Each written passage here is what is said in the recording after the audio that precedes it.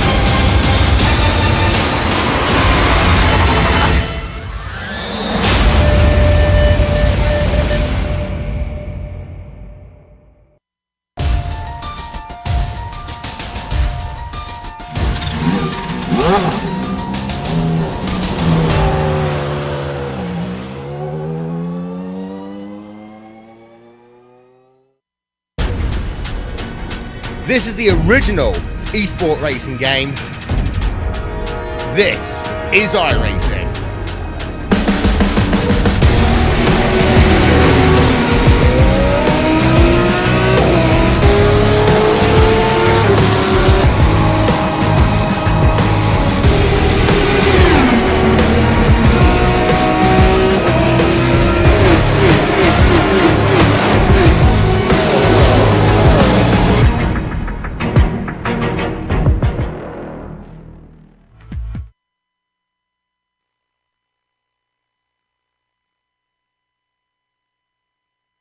While the top spot on the podium was being passed around between drivers in the first 4 rounds, Unger only failed to reach the top 3 once. So when he became the first repeat winner in Canada, it's no surprise that he leaves with a hefty 17-point lead. So far, few have been able to touch Unger on raw speed. Current champion Overbay seems to understand this and has been ticking off good points haul race after race. A testament to this, Overbay has the most pocket points at 22. Will a steady hand allow him to catch the quick Aussie? We'll find out soon as we get ready to watch round 6 of the PRL Radical Racing Series. And you'll see it all live here on the Global SimRacing Channel and the iRacing Esports Network. Hi, I'm Joe Peak, and with me in the booth is Nick Schmeg. Behind the scenes is our director, Sean Crackers Ambrose, and he's using cameras provided by Dougie Beard. Nick, this week at Spa, so hopefully there should be more chances to pass, but I suspect this car track combo is going to catch even some of the top drivers out. Yeah, that's for sure, Joe. For the drivers tonight, this isn't indeed the trip to the Spa that you may be more familiarized with when you first hear that. Instead, they travel to a racetrack located just outside of Spa, Belgium, full of motorsports history and fame. Legends have been made here over the years as Spa tests the limits of all drivers, young and old, newcomers and veterans, through the daunting yet incredibly fast elevation changes that the track sees, most notably through the uphill Eau Rouge to begin the lap. After that, it's a series of turns where passing, like you said, should be on the table for just about every circuit that they make around this 7-kilometer or 4.35-mile venue. And that's going to be 19 turns that they have to deal with to tackle today, each with its own unique twists and quirks. While many portions of this circuit, like the long Kemmel Straight, are going to provide similar high speeds to what we saw last week, the challengers are going to present themselves in new and unpredictable ways.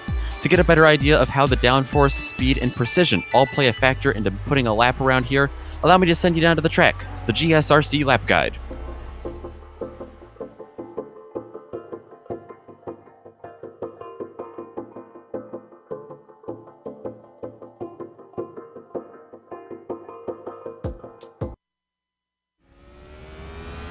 All right, we've got Stefan Schlacker in the GSRC Radical, so let's do a lap around Spa. Down into La Source, this will be a popular place for overtakes, but be aware that it can be easy to tangle with your competitor if they try an over-under. The ideal thing to focus on here is getting traction off the corner so that you don't hamper the long run on the throttle you're about to take. With the immense downforce produced by the Radical, you won't be lifting through Eau Rouge.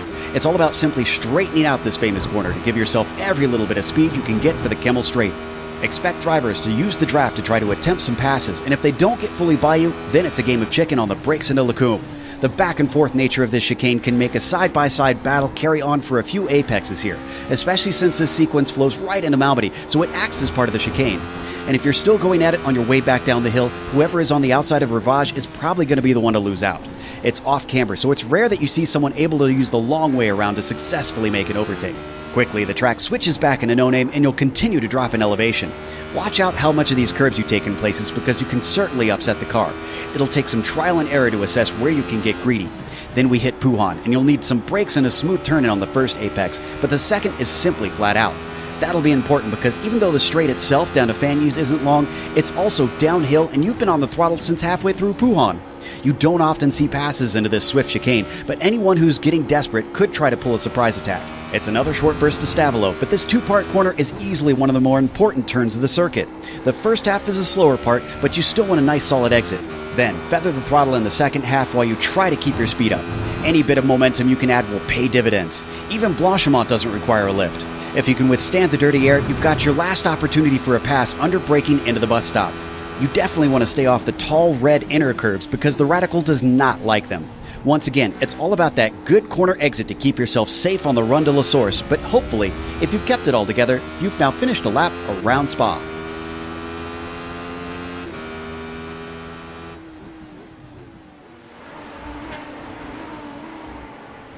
I'm seeing the speed that these cars can carry around these fast corners. But as always, we want to remind you that the PRL Radical Racing Series is brought to you by Dream Vacations. Dream Vacations provides completely customizable vacation packages from your door to your destination and back. Go to travelwithanangel.com and let us worry about the details. Now, let's take a look at that championship. I mentioned that, of course, we have Unger up at the top, leading by 17 points. Overbay, though, might be probably the best person to challenge. Even though he hasn't won a race yet this season, it's been impressive the way that Overbay's been hanging on to things, even when he doesn't have the pace week in and week out. Eric Luke jumps up 2 spots to 23 behind the overall points leader into third. And that actually demotes Eric Harmon down to, there you see him in 5th. Both of them moving around on McLaughlin, who stays in 4th within the driver's standings. Let's go to the team standings. Nick, how are we sitting there? Well, David Unger's big win has propelled Left Side Drive Racing up even further in first place. They did already have the lead over Blown Tranny Racing there in second, the pair of Canadians, but now that has grown to a 46-point lead. Blown Tranny Racing looking the wrong way. They're looking in the mirror now because only 1 point behind is Fraley's Auto Body. They are third, just 1 point behind, 47 points back from Left Side Drive Racing. Project 2 Racing also moving up from 6th up to 4th into the top 5, 61 points back. And Alpine Stars Geodesic Racing, they remain in 5th with Overbay and Padavani trying to get things going. Let's take a look at the details for today's race and what we have in store for our fans. We are in round 6 out of 10. We're past the halfway point, and the setups on these Radicals are open, so they can tweak them to their liking. However, they've limited the fuel cell here in the sim compared to what the real Radical car can do. That means this 45-minute race will have a single pit stop for fuel. They do have an incident cap. We're at Spa, and that's going to be very relevant. We'll talk about that in a minute. They will be disqualified if they go over that cap. We'll explain a little bit more later. They have no spare car, so if they get any sort of damage, they will have to repair it. And hopefully nobody gets that because you need all the aerodynamic advantage you can around here. Today's race is once again broadcast on the iRacing Esports Network. We encourage everybody, when you get a chance, to go to their YouTube page and click the big red button that says subscribe. Then you'll get all of the PRL Radical Racing Series in your YouTube feed, along with the official iRacing World Championship Series. So that said, we've got qualifying underway. Eric Luke has returned to form. Last round, he wasn't so hot in qualifying, but he's got about 3/10 over Christian Gritzko, who was looking excellent in the warm-up. As we've seen, though, Nick, Gritzko being fast over a single lap doesn't seem to mean a lot this season. Yeah, absolutely. That car we've seen in all sorts of directions. It's done multiple 360s throughout the season so far. Hopefully, the setup under that car is going to be able to control, he's going to be able to control that setup for the rest of the race. It isn't incredibly fast, but hopefully some of these corners don't catch him out. That tricky downhill section, if you take a look at Wildridge, I'm worried about with that car. But yeah, it looks like he's gone to the top of the board as well. Wildridge actually going to abandon that lap. Or I thought he was. And then he spins it around. So not sure what Paul Wildridge is doing. He is on the second row at the very least. He's got time to improve. These are relatively long laps at over 2 minutes long, so should be able to get around for at least 2 runs in. This is Richards down in 8th, who comes up to the bus stop. The timing line is going to be early.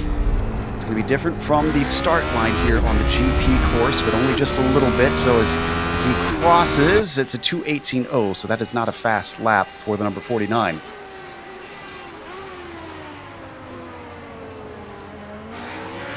Surprised to see Unger as far down as he is, P6 in the qualifying. Spicer on a bit of an odd end to his lap as well. So I wonder why we're seeing drivers move wide there at the bus stop. This is the Australian leader in the points, coming out of Pouhon down towards Fanyes. As I said, the number 19 has only failed to be on the podium once so far this season. He has certainly come in and made a splash, as this is his rookie season, we should mention.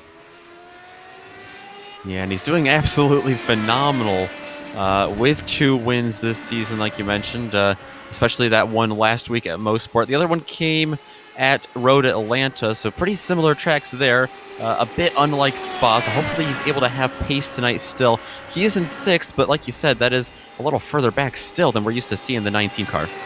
Nice and clean out of Blanchimont. No off track to discount his lap as long as he's clean here. Oh, as he's very deep into the bus stop. This one should count. 2:14.0 is his quickest.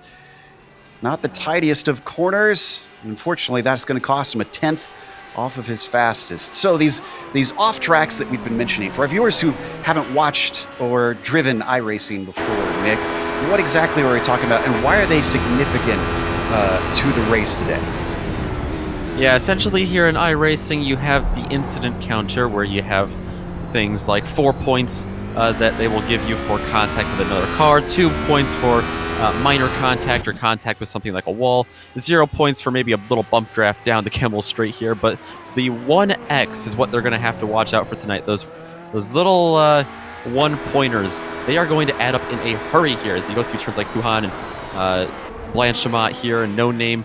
All of those tricky downhill turns, especially with the very fast speeds, going to be very interesting for these drivers to try to control that, because Spa is notorious on iRacing for giving you 1Xs, and it's very easy if you let yourself to rack them up within just a matter of laps. They do have 24 of them tonight, but after they hit that limit, they will be shown the black flag with the white cross, which means they will no longer be scored. So they definitely want to watch out for that in a 45-minute race. Tyler Gore just went by for another lap, but that one did not count. So this one will be possibly his last attempt. Let's follow Wildridge, who has now been bumped down to 4th. Michael Overbay's got himself onto the front row. So the driver chasing Unger is well above him in qualifying and positioning himself great to try and gain down on some of that points lead. Wildridge now through Stavelo, way off the apex though. Not sure if he got an off track for that one.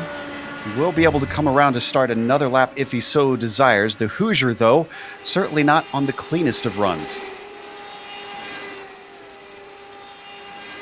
Yeah, and such a lot of high-speed portions of this track. So one little slip up here with the car, with the wheel, it'll cost you a significant amount.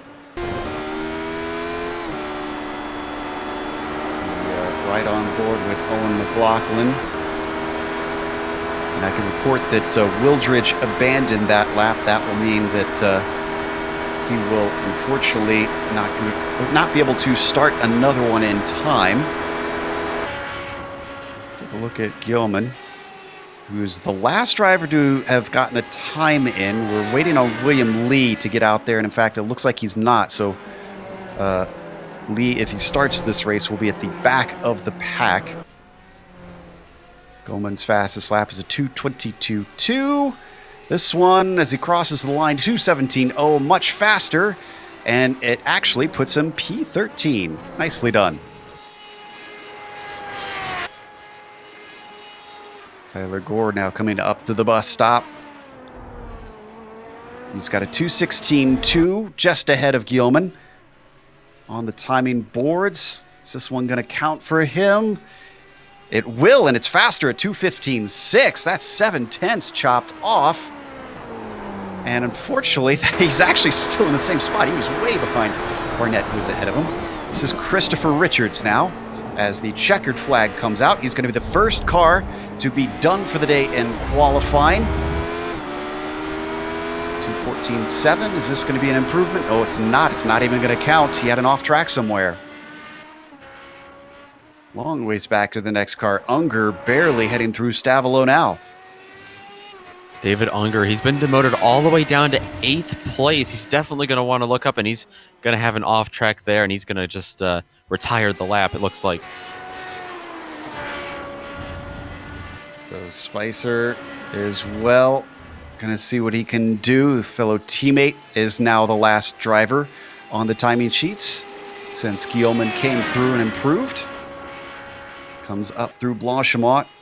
A 2:17.8 is his only timed lap. The rest of them have not been allowed, either due to off tracks or wrecks or something. We won't know since we weren't watching. So the number 22 off into the line. Let's see what he's got underneath him. It is a 2:16.2, and that will promote him up to 13th only.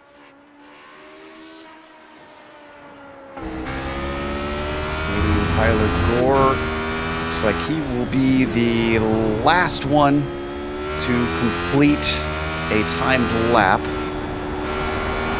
I believe, unless Richards, I don't think Richards got across in time, did he not? Looks like he should be able to get through. So as you ride on board with Gore, Gore sits in P12 just ahead of Spicer, who we saw finish his time, 2:15.6 for the number 77. And he is going to be the last one because our other car has exited, but Gore won't be able to make it to the line. That is the end of his day and the end of our qualifying session. So let's go through our starting grid with Christian Gritzko, another pole, but he's only got one victory so far this season. His inconsistency has been hurting him. Let's see if he can iron that out today. Michael Overbay is going to try to get one over on him. The current champion starts on the outside of row 1. Eric Luke will start in third with Paul Wildridge next to him, P4. Mark File, who unfortunately had a bit of problems at Mosport with a mess up in Moss Corner, is going to be starting P5. Owen McLaughlin will be 6 with Matthew Gunderson in 7th. And David Unger all the way down in 8th. This track does not seem to jive well with the number 19. This could be exactly what Overbay needs. Christopher Richards will start 9th, and then next to him, rounding out the top 10, is Eric Harmon. In row number 6, it's going to be Border Buddies, Daniel Barnett, the New Yorker, and Tyler Gore, the Canadian. They're going to be starting 11th and 12th. 13th goes to Andy Spicer with Phil Guillaumin in 14th. David Hebert, the last driver with a qualifying lap. He'll be starting 15th. Behind them, William Lee, Scotty Zirk, Curlin Andrew, and Ronald McManus. They're going to have quite a bit of ground to make up, but remember, the draft is quite effective here at Spa, so we'll look for them to be making moves at least to the middle of the pack early on. That will round out your 20 car field tonight. All right, the cars now start to grid up, and here's where it gets interesting. It is a standing start in this series. This is the GP course, so much like Formula One, they have the daunting task of diving through La Source with everybody piling in at the same time. Hopefully, we get a clean run through the first corner. The weather is in their favor, 84 degrees on the track surface. It is a lovely sunny day here in Belgium, a rare thing. Clear skies out there, and very, very little wind with these downforce cars. That is good news. A little bit humid, but I don't think that's going to bother the drivers too much with this being a virtual race.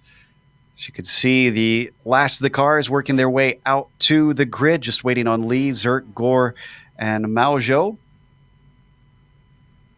It is going to be a 45-minute race today. Who is going to be able to maybe use a little bit of pit strategy to their favor? It didn't work out for Eric Luke last round at Mosport. He lost a lot of time for the leader. Took him out of the running for the win behind Unger. At this point, it is just Gore, Zerk, and Maujo. Gore gets himself out to the track. As the clock ticks down, the lights now come up. The engines start to rev. Green flag is out here in Belgium, and off the line, it's looking pretty good for Gritzko. He immediately moves off to the racing line. As they come up to the first corner, and already we got problems. It is Mark Feil who is shoved off course. Lots of chain reactions back there. We've seen that before in this series, but a great battle going on up front as well. Gritzko starts to pull away. Overbay being chased by Eric Luke, Feil's teammate. Paul Wildridge also giving chase back and forth, and you've got a gap to Unger. 8th place qualifying, already up to P5, and we haven't even completed the first lap, but look at this battle for the lead. Slingshotting by Overbay, trying to work the long way around into Lacombe, and he makes it stick as he demotes Gritzko down to P2. I expect we're going to see moves like that a lot tonight. Now, Gritzko's going to have to defend from Luke for the rest of this lap. You see Luke go very wide there. Now Wildridge is all over the back of him. Look at the battle back there with Unger, McLaughlin, Spicer all in a tight pack, but this front four still fighting it out to try and decide the podium down through Pouan for the first time. Who's going to be clean through here? Got a bit of side-by-side action between Unger and Richards. Unger moves himself back up to 5th. Richards on the defensive from Owen McLaughlin behind him. The number 5 car pokes his nose but can't do anything with it. Spicer, the teammate of Unger, amongst there as well. And don't forget the banana split car of Curl and Andrew. All running nose to tail through this very fast portion of the track here. A couple of cars going off track onto the curbs and the AstroTurf a little bit. Right now, the closest battle as everybody spreads out is Spicer, Andrew, and Gore. Streaming their way down to the bus stop for the first time. And I take that back. Gritzko manages to get by Overbay. Pass for the lead twice in the first lap. Overbay's not going to sit for that. Already going back on the attack, forcing Gritzko to stay defensive, but he drifts back to the racing line. Here comes Overbay down to the inside of La Source. Could there be an over-under? Gritzko tries to get the grunt off the corner. He's slightly behind. He's got the slipstream. Look at how close he is, but he lifts on their way down the hill. I think he might have to lift a little more going up to Eau Rouge as well, following Overbay. It's going to be very close if he wants to keep this run up. Look at the might he is showing there in P2 as he slingshots to the outside. This could be what he was waiting for, just using the draft up this very fast straightaway, long uphill climb. Back to the front again for Christian Gritzko, our pole sitter. And it is a mess behind them with Spicer, Richards, Unger, and McLaughlin all fighting very, very hard. I wonder if someone got a slowdown among there, because Unger was much farther up. He manages to get by Richards coming through Malmedy, but the damage has been done. Andy Spicer up to 5th place in the number 22. And not a great lap there for Unger so far. He's able to get back by Richards, as you saw there. As we go on board with Curl and Andrew, he's following right now, Christopher Richards getting a big slipstream down the hill. Looks like Daniel Barnett has gone off behind them. Where was this? Looks like No Name Corner had its first victim. And I don't think he hit the wall. We've got the replay. He was trailing behind this group. And through Ravage. And it's the quick left flick through No Name, the New Yorker. Oh, wow, that car was out of control even just as he turned in. So that puts him down in 16th, but he continues on. Let's glance back at our leaders. Overbay still in tow of Gritsko, but he's about a half second back. I am surprised at how well the draft is doing here, especially deep into the bus stop for Gritsko, but he recovers. Especially since I figured the wake of the car ahead is going to be difficult to follow. Yeah, I would imagine that both of those statements there are true. It cannot be easy to follow the turbulence that they're going to have to fight through and all that dirty air, but they're doing a fantastic job, especially the guys at the front, Gritsko, Overbay, Luke, and Wildridge. 4-car breakaway. Those 4 that Nick just listed have gained about a 6-second gap over Unger. Bad news for the 2-time winner and our points leader. Here we go again. It's Overbay following behind Gritsko, but I think I just saw him lift. He might begin to go into that fuel conservation mode, trying to gain precious time in the pits later on if he can jump Gritsko. Real action right now is for 6th place Unger and Richards in a hard fight. And Richards is going to come out ahead. There's Curlin Andrews sticking his nose in. But Unger gives the Banana Split car the slip as he keeps himself in P7. Watching behind them all, it's Tyler Gore and Owen McLaughlin. And Unger losing 2 spots once again up through Eau Rouge. He's not having a fun time through the beginning, through the first sector of this track today.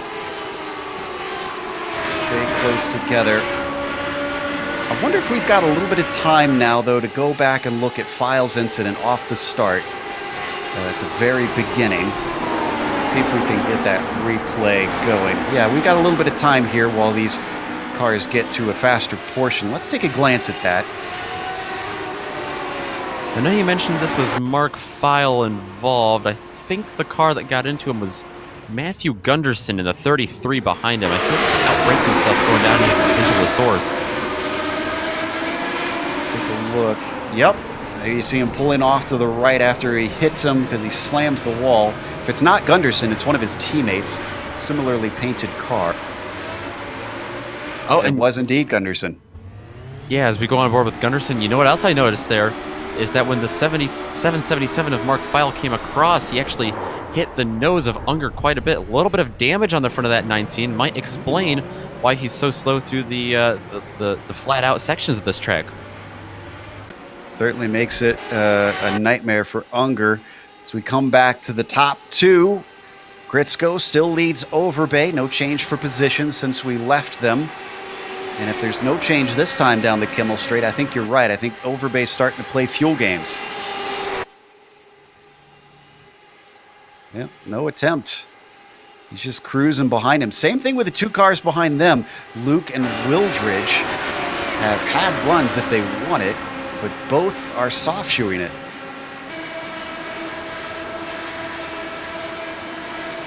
So in that multiple car battle, you see Tyler Gore. That's the teammate of Gunderson I was talking about before. Way late into it, off into the grass, and Richards is going to squeeze by. Harmon is going to go by. 2 positions lost for the number 77. Owen McLaughlin can't do anything with it, and the blue machine behind him, though. Yeah, close call for Eric Harmon, though. He almost overcorrected himself as he was trying to steer out of the way of Tyler Gore rejoining the track there, as he gets real tight up on the back of Christopher Richards there. Already looking for another position. They come down to Puhan.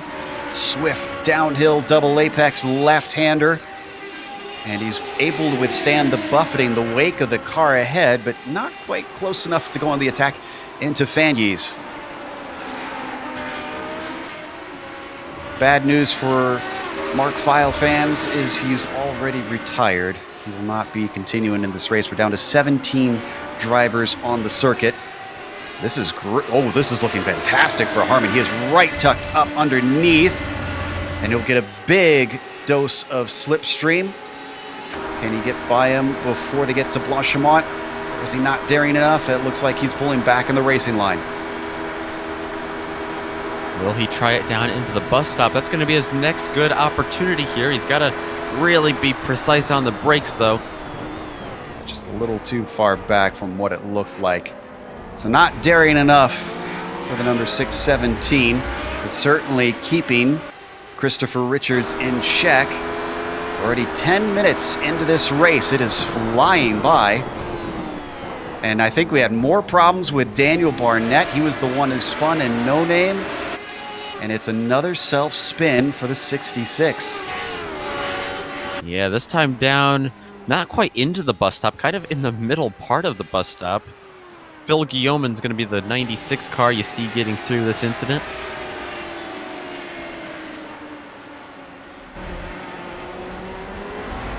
Yeah, and it's very similar to what we saw with the no-name corner, where the car just starts, it over-rotates as soon as he steers into the corner. Must have been trading sets with Gritzko. Yeah, he must have been. Might be searching for a little more downforce through those parts of the track as well. He might have sacrificed a bit of that through the faster sections of this track. So back to the leaders. Gritzko's not giving it away. Overbay continues to follow. This seems like the theme we're going to be seeing until the pit stops happen, which I expect to be rather late in this race. We still have a few more minutes before the pit window is expected to open. The battle behind them, being led by Spicer in 5th, has Unger trailing, and then Curl and Andrew. They've separated themselves from a number of cars who were close with them before, Richards, McLaughlin, and Gore. This has trimmed itself down to a two-car fight as Spicer's way wide off the corner, and here comes Unger trying to take advantage of it. Unger on the outside, though, not going to have the preferred lane as Spicer gets clear of him, and Andrew gets almost onto the inside of him. Thinks better of it as they went through Blanchimont. They're going to stay in order, or will they? A little bit of puff of smoke off the tires of Andy Spicer. Takes it way too hot into the bus stop. Here comes his teammate for the second time in only a few corners. Tries the outside coming up to La Source. Thoughts of 3 wide for Curlin Andrew. Oh, and deep onto the brakes again, but this time it works out for Andrew Spicer. Andy finds himself up in 5th place, holding off his teammate, and now having to fend off Curlin Andrew. Andrew on a tear right now. Didn't qualify, sat towards the back early, but he's already up to 7th, and he's just doing phenomenal. Like you said, he's going to go get a big slipstream here with Andy Spicer. Watching from Gore's view, you see the battle up ahead.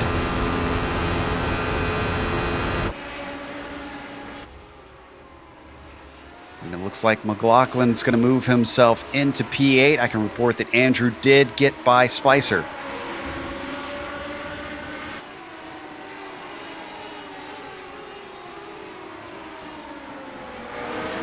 So, we've only lost 1 car since the start of the race.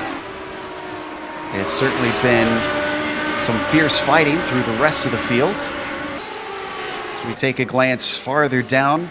Driver we haven't really got to watch much yet is Ronald Manis, and that's Phil Gilman giving chase on him.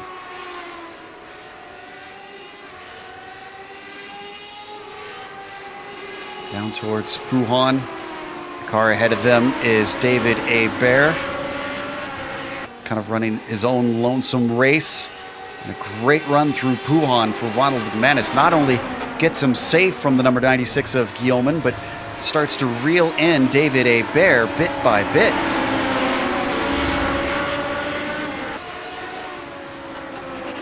And up towards the front, Spicer has Unger. tucked up underneath that rear wing once again, but as the speed picks up, Unger drops back. I wonder if Spicer's trying to give a little bit of help to his teammate. Curlin Andrew just taking it in way too far into the corner. He had a gap back to this battle for P6, but now he no longer does. Yeah, that bunched them all up. They go through the source once again. Unger a lot better through there than Spicer. I'm shocked at how many drivers we've seen outbrake themselves into corners so far. Seems like it's a serious problem. Spicer trying to get up into the slipstream of Andrew down the Kimmel Straight. He's got it. He looks around the outside. Defensive move from Curlin Andrew. Unfortunately, all for naught. How easy it was for Spicer to get by, and yet David Unger, even with 2 cars towing him, can't do anything. Yeah, and Curlin Andrew not great through there either, so that's going to hold Unger up just a little bit more. Look at the gap that's going to open up to Spicer ahead of him. That will certainly help him through the next set of corners. Not only that, but our viewers may have noticed that the pack that had dropped off of them, which included McLaughlin, Richards, and Gore, as well as Harmon, have now caught them. Ooh, down to the inside. Too wide into Puan. It's going to be a tricky proposition, but Unger's not willing to attempt it quite yet.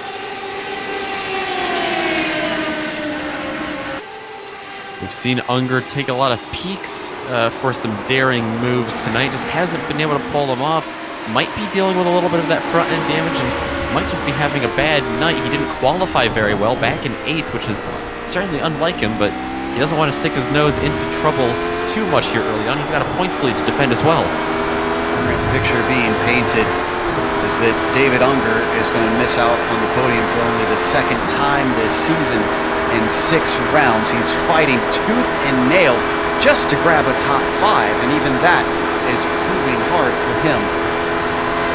Right on board looking back at Andrew from the bumper of Andy Spicer. They hit the bus stop once more. Way deep on the brakes, way too deep on the brakes, and in fact both cars have lost control. Spicer goes all the way to the back. Somehow Unger finds his way to the front of this group. Everybody scatters to try and make sense of what's going down. That moves Unger into 5th. Andrew, now P6. Tyler Gore settles into 7th. Richards is trying to fend them off. He is in 8th position. Harmon moves up a spot into 9th, and McLaughlin loses out down to 10th. Yeah, McLaughlin got through there cleanly, but more problems as he went down through the source. I think he had a slowdown penalty trying to, after he cut through there maybe. At the front of the group. We'll go to the replay after this because we got more cars going by. Tyler Gore moves himself to the front. Christopher Richards is going to follow him through down to the inside of La Source. Almost goes into him as Gore breaks late into the corner to keep to the outside of Richards. Richards, though, can't hold up the momentum. Curlin Andrew can. In fact, he's got so much of a slingshot down the hill into the braking of Rivage. Curlin Andrew moves back up to P5. Let's take a look at the replay of what kicked this all off. This is into the bus stop, out of absolutely nowhere. David Unger takes one crazy dive into the corner on Andrew. Yeah, he got way too deep on the brakes on Curlin Andrew, and in front of him, Andy Spicer. I don't think he had contact with either one. He was just trying to slingshot from the outside groove and spun himself around coincidentally at the exact same time. I'm going to watch from Spicer's perspective. Now, I did notice as well that blue car of McLaughlin seems to have made some hard contact as he was trying to turn in. Yeah, There you McLaughlin see back both in the right there. pits now. Unfortunate. So let's watch from McLaughlin's perspective. Poor guy, the number 5 car is simply, I think, trying to pick the right way through, and so much was going on. There's a spinning car he's got to avoid. Thinks that he's clear, and nope, there's a car there, and you can see the intense damage to that corner of the car that happens just from that one hit. And as we watch these cars continue to battle, I can report that Unger has elected to pit now. Oh, and Richards turns it around in La Source. What a wild race this has been.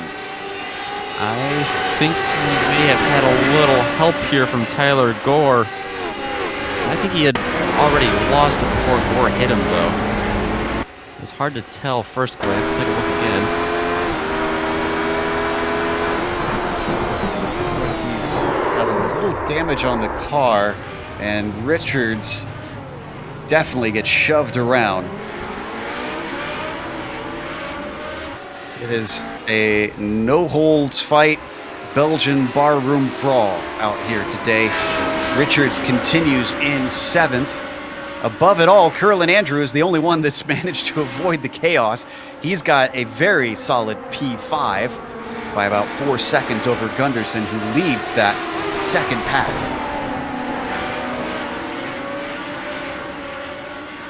Richards just ahead of Harmon. Go ahead. Lots of these cars back here in the mid-pack that we're looking at. They're all starting to...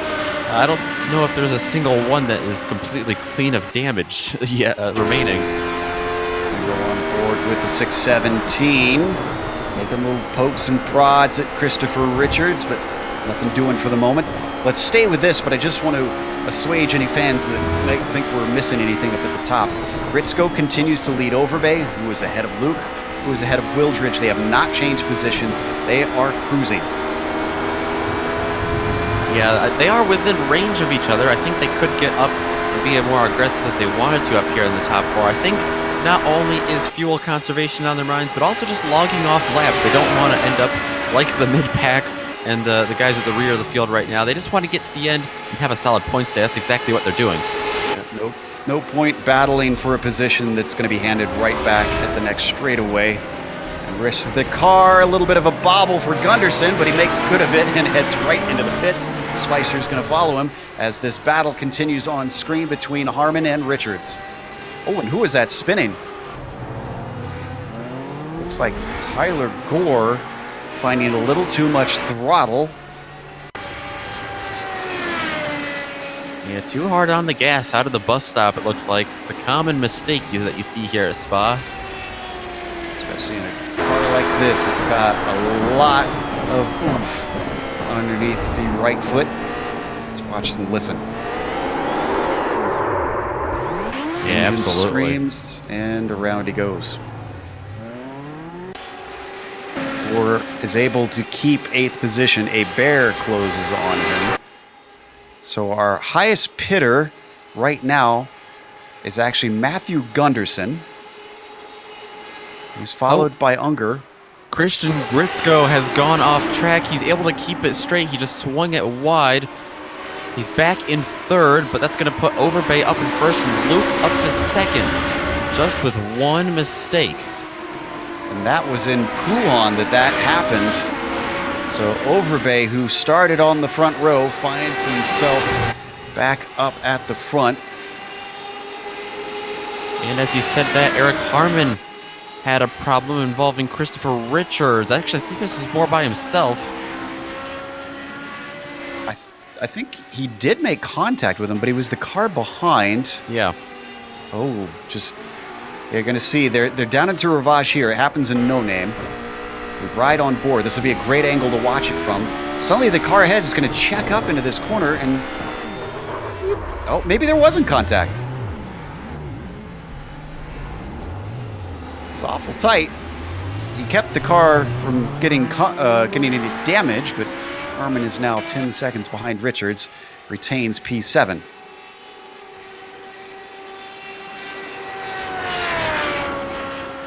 So let's go back up to the front group. Go ahead. Yeah, that's exactly what I was going to say. Gritzko was looking awfully aggressive into the bus stop while we were watching that replay. I'm wondering if he's going to try something on Luke. Instead, looks like Paul Wilders is going to try something behind him. They are going to go too wide, too deep. I wonder if pit stops are coming soon for these drivers as Luke moves up to the top spot. Overbay is a sitting duck as well for Wildridge. Tries to outbrake him, but the track swings back. He's going to be on the outside of Malmedy. Overbay can't carry the speed the same way as they almost go 3 wide, but Gritsko thinks of it twice before they go side by side once again down through Ravage. This time, Overbay is able to finally fend off Wildridge. Wildridge stays in third. All this battling, though, is losing touch to the number 09 of Eric Luke. Eric Luke, our winner just a couple weeks ago at the Nürburgring. Back from Wildridge on Gritsko. Every one of these cars has won so far this season except Overbay. Actually, no, I take that back. Wildridge hasn't won, has he?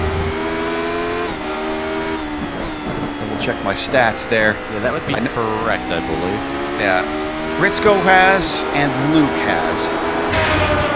They fight hard. They also are now losing the number 1 machine. Our current champion is getting himself a little bit of a gap. See if he can run down Luke on raw pace. But are we going to see maybe some pit stops now that drivers have separated themselves? Coming up to it soon. Eric Luke hits the braking zone of the bus stop first. This is where the pit entry is. The 09 is going to elect to stay out. So is Overbay, so is Wildridge and Gritsko. And Overbay as well, actually, looking for his first win of the season, as hard as that is to believe. He's had a lot of consistent finishes to get him second in the points, but no wins yet this year. 3 of the 5 rounds so far have been podiums for Overbay. I mentioned he has the most drop points sitting at the ready of anybody. So, despite not looking as dominant, although you couldn't really call it dominant necessarily last season, Overbay still showing why he is a champion. They come up the Kimmel straight. Wildridge not going to attempt to pass over him. They are starting to gain on Eric Luke. Maybe drivers starting to work together to try to reel in the overall leader here. Absolutely. They've got to work together here. They don't want to get too feisty with one another. Especially the fact they still have pit stops to go, like you mentioned. Watch from the last car in the train. This is 4th place, Christian Gritsko. Rides very closely behind Wildridge. Wildridge has won before. I believe it was last season, though, at Road Atlanta. Though that race, he used attrition to his favor, as he's blinking a little bit here. Hopefully he doesn't become attrition. I'd say today that Wildridge has run a great race to be in position to potentially take a win. Just can't take anything away from the 67 for what he's been able to achieve so far today in the first half of the race.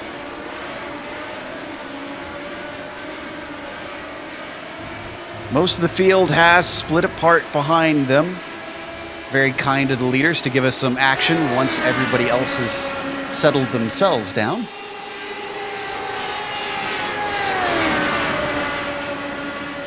We got this time, though, Nick. They're coming up to that pit entry once more. Absolutely. Are they going to dive in, and are they going to split off, or are we going to see all 4 of them at once? They are coming, and it is all 4 of them. All right, did anybody fuel save enough to be able to jump one another? Luke first into pit lane, Overbay behind him, Wildridge 3rd, Gritsko 4th. Incredibly tight between these top 4 drivers, so even the smallest mistake in the pits, or even just a slow pit stop itself, could change any one of these positions. Looks like everyone got cleanly into their stall. Gritsko might have stuttered a bit getting into his stall, hesitating, but I don't know if that's going to hurt him too badly. Andrew's going to inherit the lead. He's able to save enough fuel to go an extra lap. At least we hope he can go an extra lap. Luke is first back out. Retains the lead that he had coming in. Overbay stays in second, but look at how much they've jumped the cars behind them. That is Wildridge and Gritsko.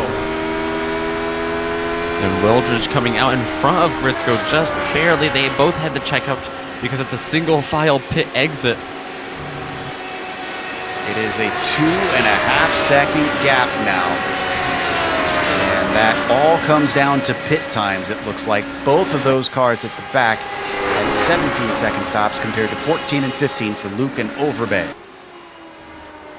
So will we see Gritsko and Wildridge be able to leapfrog with each other and use some tandem drafting to their advantage to get up to Overbay and Luke?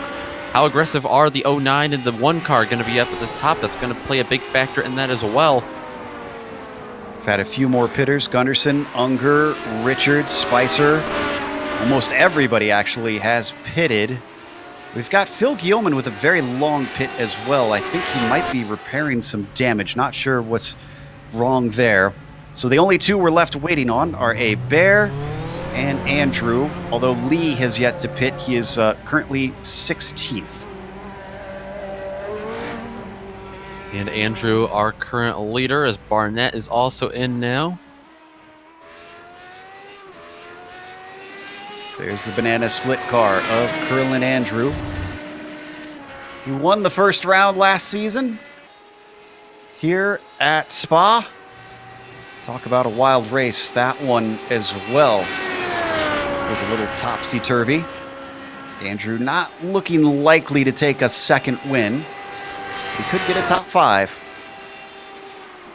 He only has one top 5 this season. It's been a rough season for him, to say the least, sitting 8th in the points.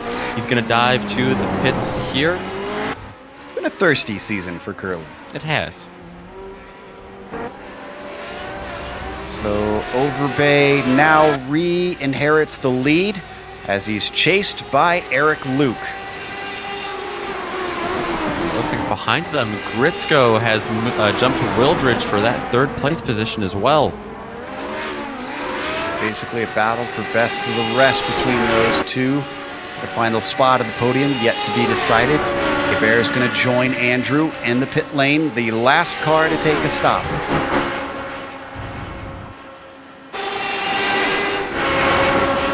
Battle for 3rd, back into the outside. Wildridge trying to slipstream by.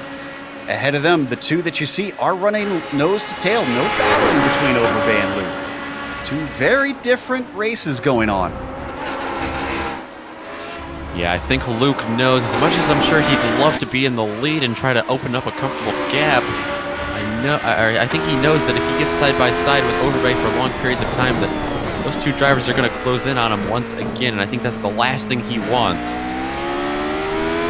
Damage on the rear of Wildridge, it looks like. Not sure where he got that from. Gritsko going to try and challenge down into Puhan, then breaks early. Allows Wildridge to stay ahead for the moment. Good news for Eric Harmon fans. I think he's taken his 2nd pit stop. I'm not sure what happened to the 617. He is in pit lane. Wildridge continue to have a few connection problems on my end, at least. Yeah, I'm picking up those as well. Hopefully that's not affecting Gritsko getting around him. Actually, he goes off to the curbing there a little bit. Gritsko in the 28 car able to slip in underneath him and take back that spot once again. Yeah, fair bit of wheel spin on the AstroTurf for the number 67. He collects it well, though. He doesn't lose much time, especially on a part of the track where you need to carry your speed. And then up at the front, you see Overbay continuing to hold off Luke, but he is very, very close. He's within 0.2 at times. So making some very good... applying some very good pressure on the number 1 machine. And faster than Luke, as you see there, than on the last lap. Luke, even with the slipstream, just a couple hundredths of a second slower than Overbay in front of him. Hopefully, that's not enough for him to slip away.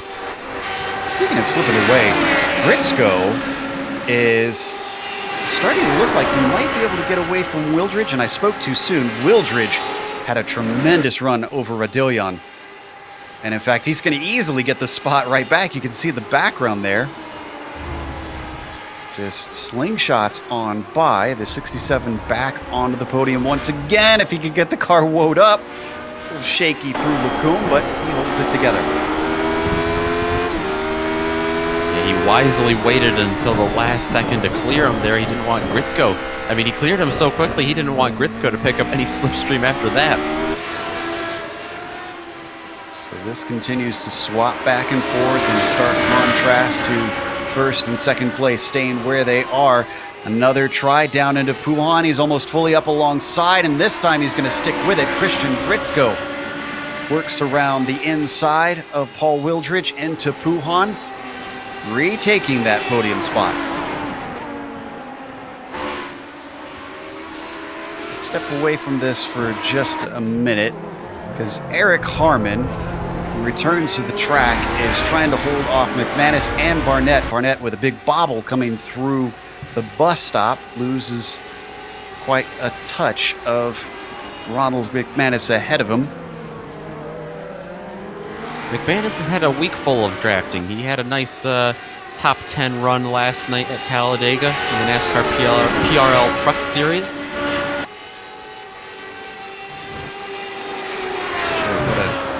What a jump across. Where were they running last night, actually? Talladega. Not too big of a jump across, I guess. Yeah, both draft tracks. McManus, what was going on there? Just suddenly puts two wheels off in the dirt on the Kemmel straight. That might be one of those hard transitions he's dealing with, having to turn right there. Well, the Club West driver keeps it going, but I think he cost himself a good opportunity as he lost speed with that slight off. And Harmon is going to retain P13. Overbay is still your overall leader. Eric Luke still staying within a few car lengths behind in the 09. You could see how much pace he has as he gets very close at many of the corners. Yeah, Eric Luke took a peek down there into Lacombe. He's just letting Overbay know he's there, making himself present in his mirror. 9 minutes left. There's still a fair bit of racing. Less than 5 laps to go. Down the hill, Overbay finding a little bit of a gap. Look at the 09 drop back slightly. It's now 7/10. This is the farthest behind we've seen him since the pit stops. Yeah, absolutely it is. Hopefully we don't see him lose that draft completely here. It is very possible to lose that toe. Take a look at P3 here, also picking up action. This is still the fight between Gritzko and Wildridge. Let's stay with this, but I can report that Unger managed to get by Curlin Andrew for 6th place behind this. One of the shots off the rear of the car. Gives you a good idea of the accordion effect as the cars come together in the braking zones and then down these straights. Far apart they spread.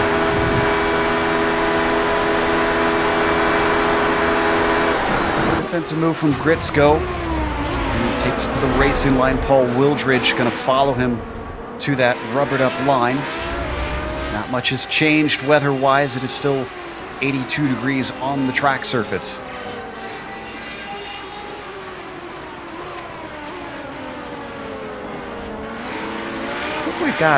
We've actually got the Unger pass spooled up, it looks like. So let's take a look at that, since this has calmed down slightly. Oh, just a bad exit out of Malmedy. Unger ducking to the inside, late on the brakes. This time much better than he did at the bus stop. He's going to manage to overtake the banana split car.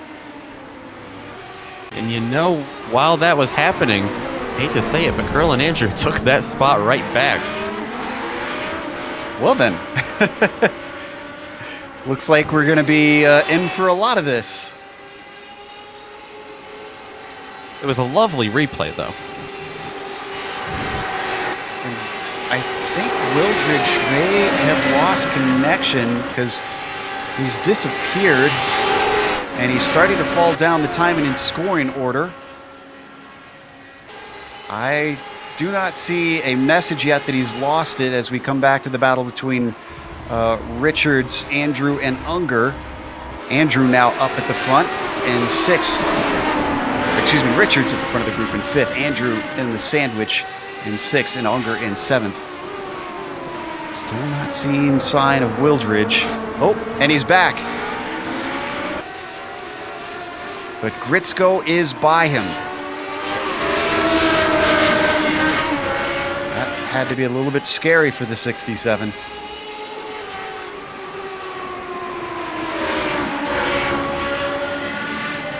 Still having a horrible connection. Hopefully that holds out to the checkered flag. Let's stay on this battle that we see on screen. Richards ahead of Andrew, ahead of Unger. I wonder if this will be... No, won't be the lowest finish for Unger, I believe. I want to say he had a DNF. I might be wrong on that, though. You might be right. So this won't be his drop week, I suspect. Yeah, it looks like he finished 18th at Monza, round 3. That was his worst. 6 laps down. Yeah, that's right. I remember he had the opening lap incident, and I believe it was with Padovani, maybe? So as they come off and around. Oh, and Richards loses out! More wheel spin coming out of the slow bus stop chicane. Curlin Andrew inherits P6. David Unger is going to be in 7th. If we take a look at the replay, you can see Richards knew as soon as it started to slide around, he tried to mash the brakes, tried to mash the pedals all together. He almost was able to save it, but he had to get out of the way of the cars behind him.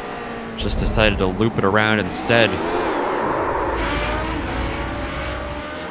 Greedy right foot, unfortunately, for the 49 machine. He only loses out to Andrew and Unger. He stays ahead of Spicer and is now P8. That battle probably going to be raging on from what we've seen with these two. Same thing with the battle for the lead, though that has been a little bit more calm. Eric Luke has been very content to sit right behind Michael Overbay. He has reeled him back in. Remember, it was up to 7 tenths at one point. It is down to 3 or 4 tenths, fluctuating with each corner. 4 minutes left to go. At 2:15 a lap. That would be 4.5 minutes, so 2 to go this time by.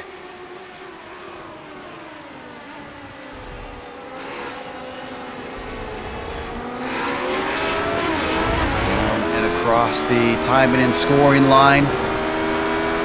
What point does Luke try to attack? Does he save it for the very last lap, for the white flag lap? We'll find out here when he gets to the Kimmel Straight, if he starts poking and prodding a little bit harder. Pretty far behind. We've seen drivers come back from farther than that so far. Well, the other thing he has to consider is something he said early in the race, Joe, is that why battle for position now when you just know the next time you hit a straightaway, you're going to get overtaken. Luke has to predict and time this out perfectly. He gets a big toe here on the back stretch. Is he going to take a look? He is, but I don't think he's going to go for it. Stays behind. Can report that Wildridge has overtaken Gritzko. Looks like I haven't seen him blink out in a bit.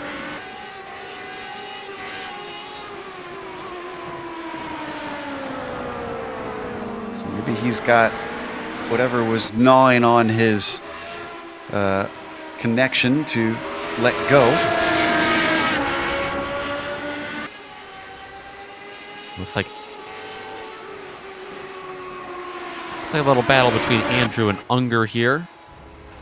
Unger still chasing him down, trying to get around him. Got to be frustrating for a driver who's had so many good finishes. He's currently running 7th. At best is going to see a P6 unless something really dramatic happens. Earlier on in the race, I mentioned how many drivers had failed to finish. It was only one before. It's gone up since then. File has been joined by Lee, who is out of the race.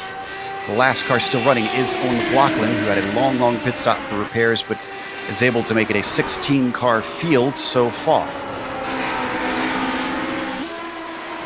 And Eric Luke and Michael Overbay coming through the bus stop now to come across the line to go on to lap 20. I believe this is the white flag lap for him. It is indeed. What does Eric Luke have for Michael Overbay? Is this the one that finally allows Overbay up to the top spot? He took the championship last season, had a heck of a fight with his teammate Padavani. This season, Padavani not able to attend, so it's been different drivers he's tussled with. They've hit the Kimmel straight. Eric Luke is starting to feel the toe. He's reeling him in. It's down to 2/10.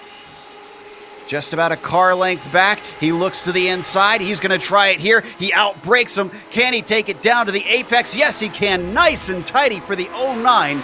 But this lap is not over yet. There's going to be more opportunities. Can Luke fend him off all the way to the checkered flag? Wildridge manages to stay ahead of Gritzko for the last spot on the podium. Oh, and Eric Luke throws it away on the final lap. Spinning this car all by his own. Antonone Cordy, and he spins into Wildridge. Both Wildridge and Gritzko find the wall. Where is Gunderson? Gunderson is a long, long ways back. Wildridge is trying to limp the car, so is Gritzko. There's a legitimate chance that they could be caught by the 33. Absolutely. He comes down through now. He's going to have room, I think, to catch him. I said it would take something dramatic. I'd never expected it to be something like that. Christian Gritzko in the number 28. You can see him working his way forward, but this is our overall leader. What a bit of a bummer of a finish, maybe for fans who wanted to see a close fight to the end, but not for Overbay, who has been fighting hard all season. It took him until round 6 to take his first win. Our current champion back to the top spot on the podium. A win for the number 1 car here at Spa. Gritzko still limping his way forward. It's not a fast car, but it's fast enough. That's what matters. He hits the bus stop chicane just ahead of Paul Wildridge and Christian Gritzko. One of the most damaged cars to reach the podium I think we've ever seen. Wildridge going to join him as well with a fair bit of duct tape needing to be applied. Gunderson had a whiff of it, but he gets a P4 anyways. Yeah, still a phenomenal result for Matthew Gunderson. I'm sure he would have loved to see more. Looks like Andrew is going to be able to hold off Unger here, and this Unger gets a heck of a run out of the bus stop. Oh, and Christopher Richards is going to manage to get by Andy Spicer at the line. Spicer outbraked himself in an attempt for an overtake and just cut the corner. Take a look at that, and then after that, we have no battles left. Let's take a look at the replay of Luke.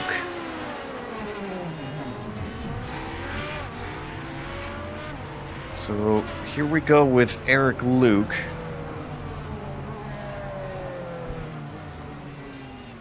We're trying to pull that one together. And I only just moved the camera over to him at the last moment. He had the lead. This is down into no name. Yeah, I mean, he must have just been watching his mirrors or something. The car starts to rotate on entry, and then unfortunately, you'll see right here, the car's clearly broken. He doesn't realize it until he tries to get it going once again, and by that point, Gritzko and Wildridge are barreling down on him. You really can't blame him for trying to recover and get that second place, even though he hit the wall. Yeah, absolutely not. It was just, I mean, just desperation mode at that point to try to salvage anything that was left of it.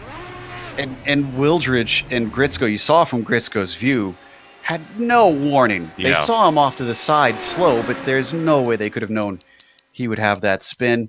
We'll get to try and ask them a little bit after the break, because on the screen you're going to see all the upcoming races, but after that we've got the driver interviews as well as the unofficial results, so stick around.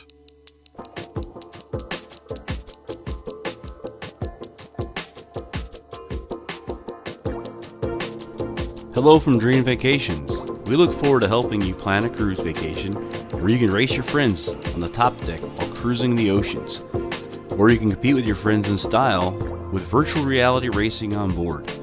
If cruising is not for you, we can send you to Germany, where you can challenge the ring, or whisk you off to Abu Dhabi to take on the world's fastest roller coaster in Ferrari World.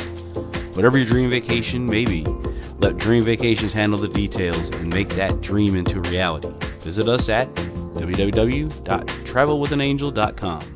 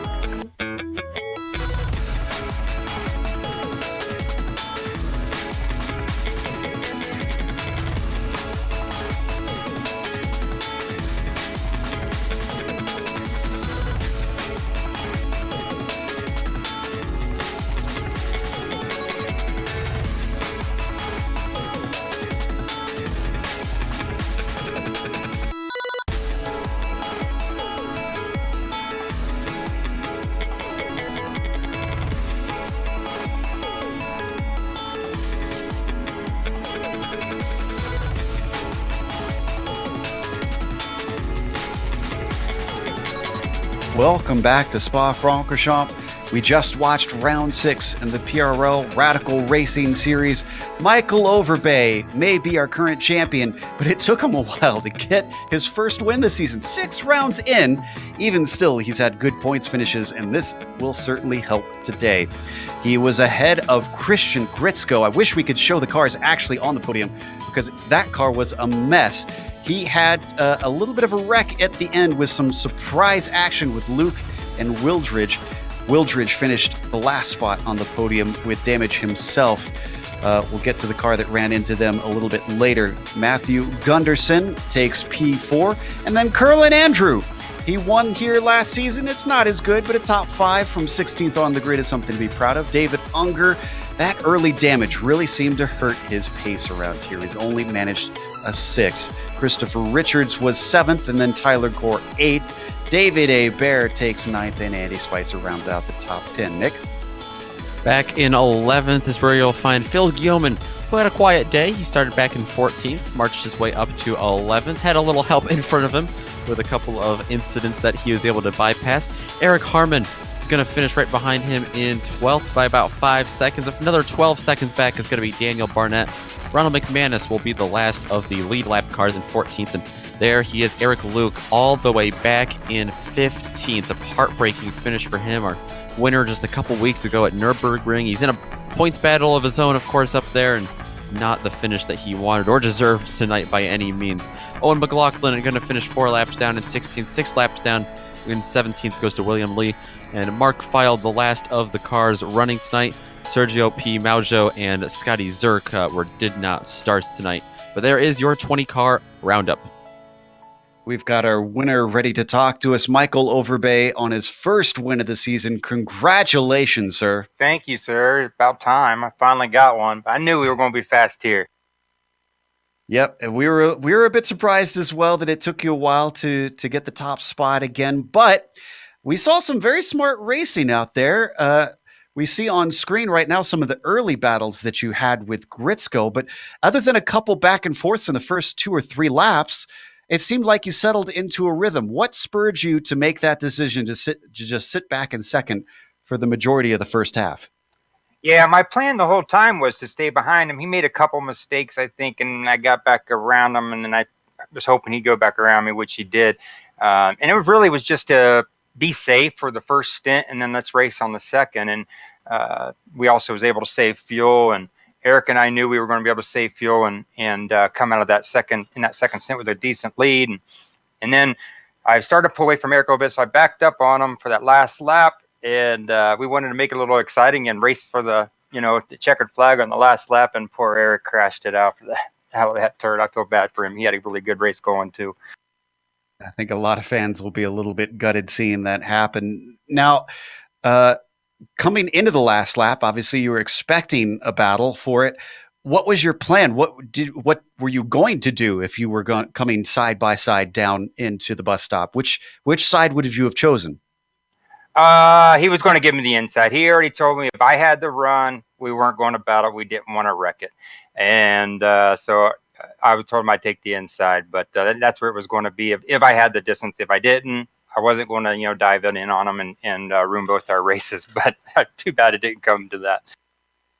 Now, I don't know if you were aware of this, but you have the most drop points of any driver sitting in your pocket right now.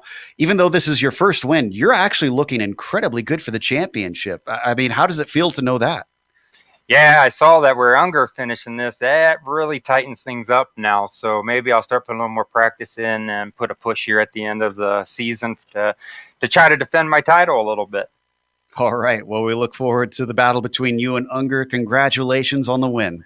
Thank you. Can I say thanks to Alpine Stars, Geodesic Racing, sponsored by GoPro, and all the guys at the team. Thanks a lot. And thanks to you guys for putting on a great show. Oh, you're very welcome. That was Michael Overbay, our winner today. Nick is going to be talking to second place Christian Gritzko. Maybe a bit of a surprise second for him.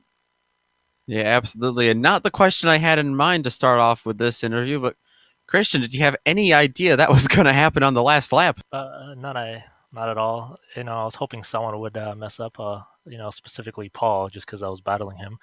But the fact that I got into second place just, surprises me because my car was trashed for the second half of that lap. So it's a big surprise for me. Yeah, absolutely. It's a fantastic way to hold on there, especially to get up not just on the podium, but into the top two as well. We saw you dominate basically the first green flag stint, or the first stint, I should say, of this race. Saw you make a little bit of a mistake there going off track, I believe down in Puhan. Just hard to recover after that with the pit stops and all. Yeah, pretty much. I was surprised that Eric and Overbay, they had extremely fast pit stops. I don't know why I was held back as longer than I did because my fuel was in by the time they were beside me, and I just wasn't being let go. But that one mistake off the track, surprisingly, that's all it needed for me to lose first place. And I felt like I would have had a good battle with them if I came out of the pits with them. Yeah, and indeed, you probably would have. You've had a lot of great finishes this year, including this one. You've also had a bit of bad luck to run into. You came into tonight 9th in the points. Is there any hope for you? You think to maybe get up there and, if not to fight for the podium in the championship standings, maybe at least salvage a top 5 out of this season? Definitely, that's definitely my goal for the rest of the season. All the bad luck I've been getting, I've been trying to just handle this car, and it's so difficult. And I'm starting to get into the rhythm. Hopefully, for the rest of the season, I can continue this trend instead of having a few good races and a bad one in the middle of it. So yeah, I'm definitely going. Yeah, absolutely. You lead a lot of laps, of course, in this series. We just don't get to talk to you a lot in the booth here, so hopefully that'll change in the last 4 races of the season. We hope to see you around soon. Definitely, I have a lot of fun doing these interviews and enjoy talking to you guys, so thank you so much. That was second place finisher Christian Gritzko. Third place, Paul Wildridge also joins us to talk about that finish. Paul, Christian obviously said he didn't expect that to happen, and I'm assuming you didn't either. But limping to the finish line, tell us about the car. How was it? Because it looked like a mess. Yeah, it belonged to Joe's Crab Shack. It was. I wanted to run down Christian after that, but I was too afraid I'd wreck it again and lose the podium. The craziest finish I've ever been a part of. Now, before that, at the start of the race, you were 4th on the grid and got a good start. You stayed ahead of the action at La Source, and that gave you a good breakaway with that top group. But even though you rode behind them, we did not see you manage to have a shorter pit stop. Do you have any explanation for that? I got JRT. I use that, and I have an extra lap just to be safe. So I almost got jumped by Grits in the pits, so that almost did not work, and I was hoping to run down the front guys with the straight line speed, but it just didn't happen. Well, you managed to get onto the podium anyways, and obviously it's been a while since your win at Road Atlanta, but this one's nothing to be ashamed of, especially at a famous track like this. Do tracks mean anything in particular to you? Are there some that are more special for good finishes? Yeah, believe it or not, I hate this track. this one in Interlagos. But yeah, I like Road Atlanta and Mid-O, and then the rest of them are just kind of in between. Gotcha. Well, we'll watch out for you next time Mid-Ohio is on the schedule. Congratulations for a top 3, and hopefully we'll start to see you some more. Thanks, boys. Love the broadcast. Love the series. Have a good night. It was Paul Wildridge, 3rd place today here at Spa-Francorchamps. And that's going to close us up. But before we go, we have to thank a few people. A big thank you goes out to Dream Vacations. You can find them at travelwithanangel.com. Definitely go check them out if you want to set up your own dream vacation. And also a thank you to iRacing for putting us on the iRacing Esports Network. Subscribe to their channel over on their YouTube page to get all of their races in your YouTube feed. Thanks to the companies that provide the software and hardware for our broadcast listed here on your screen. And additional thanks go out to June Lalonde, who provides our wonderful music. See the screen for how to get a hold of more of her great work. Thanks to the team today, Nick, Sean, and Dougie. If you'd like to find out more about GSRC, including upcoming races, you can find it at globalsimracingchannel.com. You can also check us out on our social media. We're on Twitter at GSR Channel, Facebook at Global SimRacing Channel, and Instagram at GSRC_Graham. Back over to the States, another fast track, though, Road America. That'll be Thursday, May 2nd at 9 p.m. Eastern. We also have upcoming races for other series listed on the screen, so check those out and mark them down on your calendar. But until next time, race clean, race hard. We'll see you on the track.